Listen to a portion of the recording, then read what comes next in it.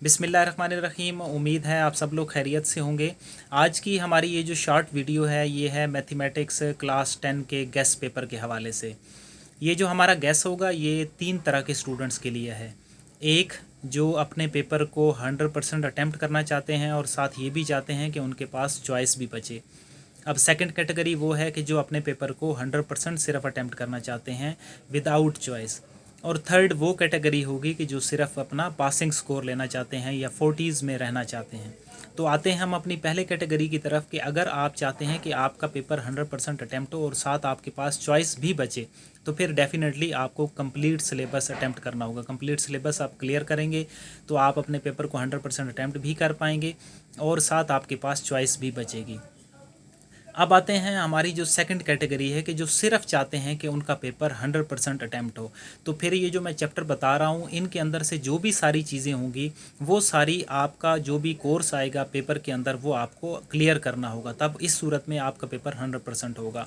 उसमें जो आपको चैप्टर फॉलो करने हैं वो चैप्टर्स हैं 1, 2, 3, 4।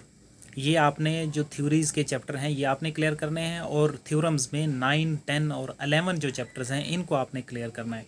अगर तो ये आप सारी चीज़ें कर लेते हैं और इनके अंदर से जो भी सिलेबस आएगा वो आप एग्ज़ाम्स के अंदर अटैम्प्ट कर पाते हैं तो आपका पेपर 100% अटैम्प्ट हो जाएगा। अब आते हैं थर्ड कैटेगरी की तरफ। अब थर्ड कैटेगरी कौन सी है कि जो सिर्फ अपना पासिंग स्कोर लेना चाहते हैं या सिर्फ 40s में रहना चाहते हैं। तो आपको करने हैं बेटा 1, 2, 3 और 7। थ्योरीज़ में आपको ये चैप्टर्स अटैम्प्ट करने हैं और थ्योरम्स के अंदर आपको 9 और 10 चैप्टर के जो थ्योरम्स हैं ये आपको क्लियर करने हैं। अगर आप ये कर लेते हैं तो फिर आपका इंशाल्लाह ताला पासिंग स्कोर आ जाएगा।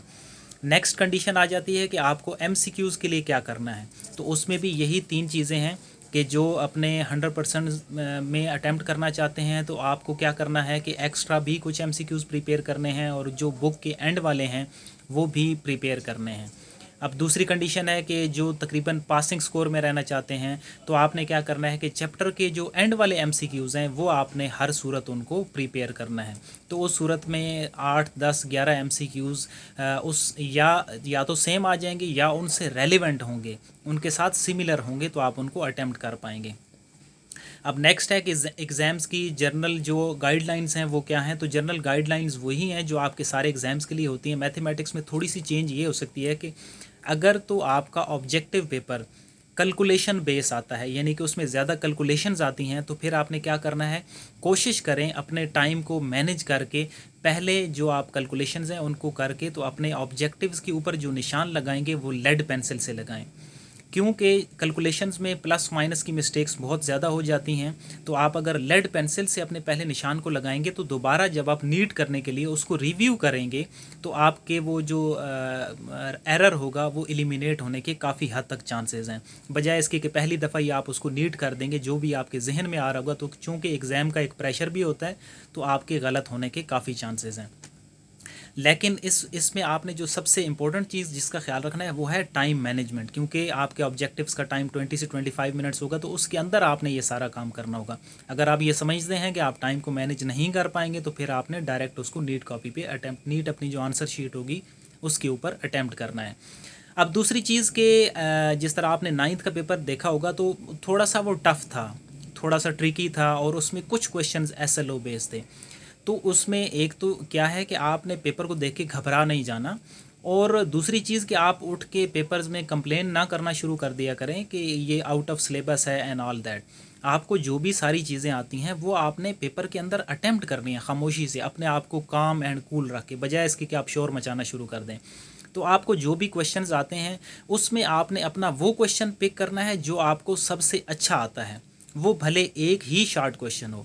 तो अगर आपको एक भी शार्ट क्वेश्चन अच्छे से आता है तो आप उसको अटेम्प्ट करना शुरू करें, क्योंकि जब आप उसको अटेम्प्ट करना शुरू कर देंगे आपका पेन एक दफ़ा फ्लो में आ जाएगा तो आप आसानी से सारे क्वेश्चंस और सारे पेपर को अटेम्प्ट कर पाएंगे। मज़ीद ये कि अगर आपके पास कोई कंडीशन बचती ही नहीं है, आप समझते हैं कि ये सारा या तो आउट ऑफ सिलेबस है या आपकी अप्रोच में नहीं बन पा रहा, तो फिर आपने क्या करना है कि आप फिर भी अपने पेपर को अटेम्प्ट कर दें, क्योंकि बोर्ड की जो कोशिश होती है वो स्टूडेंट ओरिएंटेड ही कोशिश होती है कि स्टूडेंट को ज़्यादा लिवरेज दिया जाए।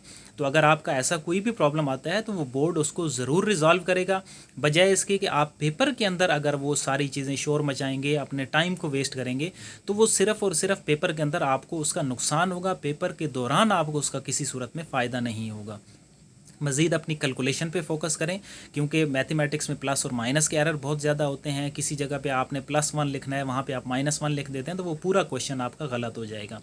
हर स्टेप्स के ऊपर अपने आपने दिमाग को ओपन रख के अटैम्प्ट करना है, तो इंशाल्लाह ताला आप पेपर को अटैम्प्ट भी कर लेंगे। और अगर आपकी जर्नल अंडरस्टैंडिंग अच्छी है तो फिर अगर रीडिंग्स वगैरह चेंज हो जाती हैं, SLO बेस्ड क्वेश्चन आ जाता है, तो आप पहले एक दफ़ा 9th क्लास में अपने बोर्ड के एग्ज़ाम से गुजर चुके हैं, तो आपके ऊपर वो एक्स्ट्रा प्रेशर भी नहीं होगा कि बोर्ड के एग्ज़ाम में क्या होता है जो कि 9th क्लास के स्टूडेंट्स के ऊपर होता है। तो आप उसको वेरी रिलैक्स होके पेपर को अटैम्प्ट करेंगे तो आपको चीज़ें समझ भी आना शुरू हो जाएंगी और आप अच्छा स्कोर भी ज़रूर गेन कर लेंगे। तो ये थी आज की शॉर्ट वीडियो पेपर के हवाले से। उम्मीद है आपको वीडियो पसंद आई होगी। तो अगर आपका कोई और कमेंट है, कोई क्वेश्चन है, तो आप कमेंट में अपनी राय का इजहार कर सकते हैं और इस चैनल को सब्सक्राइब भी कर सकते हैं। Thank you.